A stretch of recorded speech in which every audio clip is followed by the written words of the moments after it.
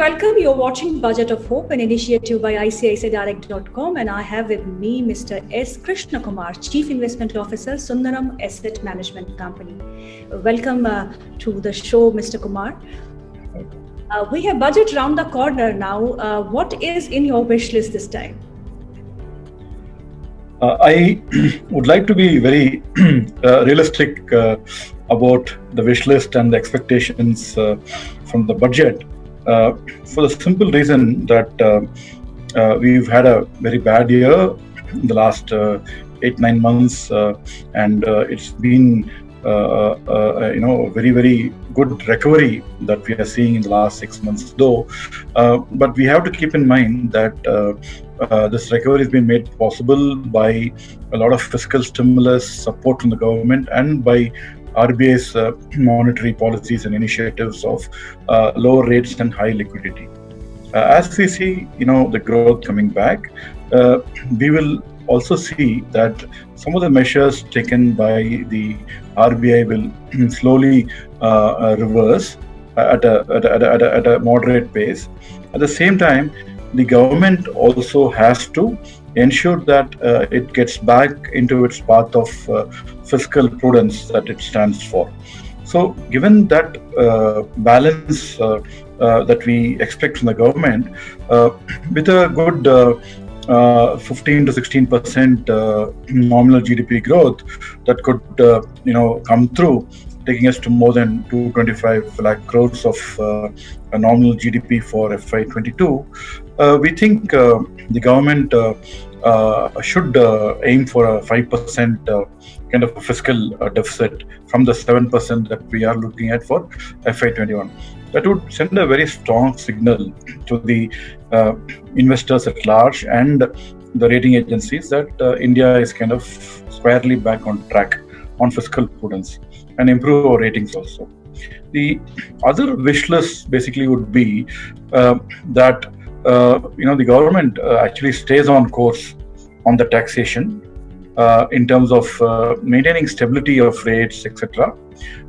Don't expect too much of giveaways in this year. It's a very tough year, of balance that the government will have to achieve. And so I think if government remains on hold on taxation issues, that would be a wonderful thing to get from the government.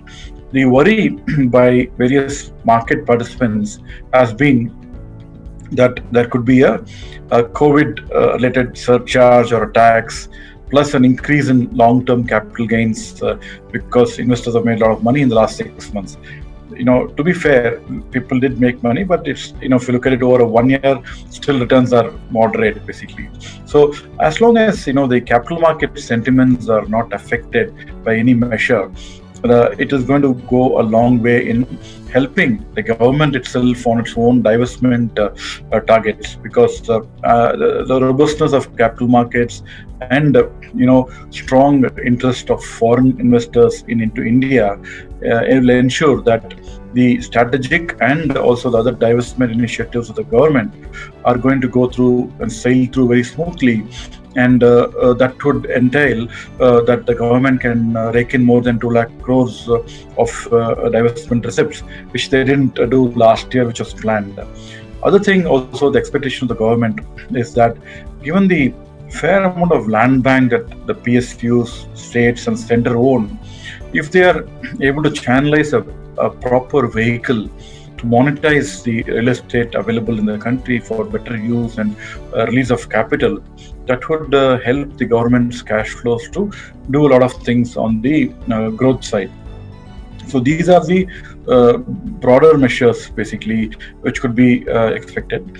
The regular expectations always are that the capital expenditure continues to be increased and focused upon, and if they do that onto areas like defense, onto areas on metro, urban infra, roads, water, etc., which they've been doing and pushing it to the next level with a 20% kind of increased allocation, that would again push the India into the next investment cycle. The third part is, which has been work in progress, is the PLI schemes on manufacturing. we as a country have worked on 10 sectors to incentivize local manufacturing, value addition, and exports also. This also is going to help in the current account deficit management of the country. So more visibility of measures and clarity on the PLI for the remaining sectors would be essential to drive the investment cycle on the private sector up, basically. So these are the areas that one would be focusing on. Rural, of course, is very close to any government, and they will continue to provide the necessary support to the rural and the SME sector, basically. So this is, in short, what you would like to see in the budget. Both government and RBI has been working hard to deepen the bond market. Introduction of debt-linked savings scheme is what you can expect from the budget this time, because bond market is something which really needs to be developed. Yeah, so the bond markets have been the focus for a long while, and there have been a lot of talk on that. But from an action perspective, we have seen that the progress has been a little slower than what one would expect. So any measures which would deepen and widen the bond market and also improve foreign participation into the Indian markets, basically, would provide another very strong source of funding for the Indian government and for the corporate sector at large. So any measures to incentivize savings through the bond markets would be definitely a positive feature of the budget. What about gold ETFs, sir? Gold ETFs and commodity ETFs. Do you expect a lowering of holding period for both of them? I think it's not about the holding period, but I think it's more to do with the evolution of the market itself and the comfort of the investors at large to participate in these instruments. Basically, we have seen the gold ETFs, have really, grown in size and are a very attractive asset class for investors. Commodity ETFs are taking off at this point in time, and we see that more exchanges, launch more products. I think the MCX is an exchange which has been doing a lot of work here, and we expect to see more, commodities getting on and more participation coming through, not only from users but also from investors and through mutual funds, where you can be able to participate quite actively in that space. Again, like the bond markets, the commodity market is again a very shallow market from an investor perspective yet, and next couple of years we do see that it could provide the diversification required for a smart investor. It is again has to be introduced in a manner that the small investor doesn't burn his hands by getting into commodity ETFs. So to the extent, I think enough measures have to be taken to ensure the investment time frame from an investor's perspective. Mr. Kumar, as you said that you don't expect much to be done, much to be altered about the taxes front. Lowering dividend distribution tax on the debt mutual funds, can it happen?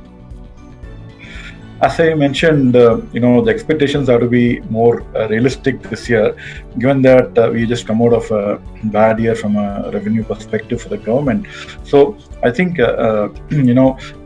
we would be happy if there are no incremental takeaways from the investor, and we'll hope for some return of benefits probably in the next budget in February 22. Lately, we have seen, Mr. Kumar, that retail investor has been shying away from the mutual funds. What steps do you think needs to be taken to get their interest back as far as the investment in the mutual funds is concerned? Yeah, I think there are already, incentives in terms of various schemes for investors from a tax perspective. But I think these are phases in the market when you have a very sharp move in the market after a fall. The individual investor feels very comfortable with the returns and his ability to identify investment avenues and pick stocks.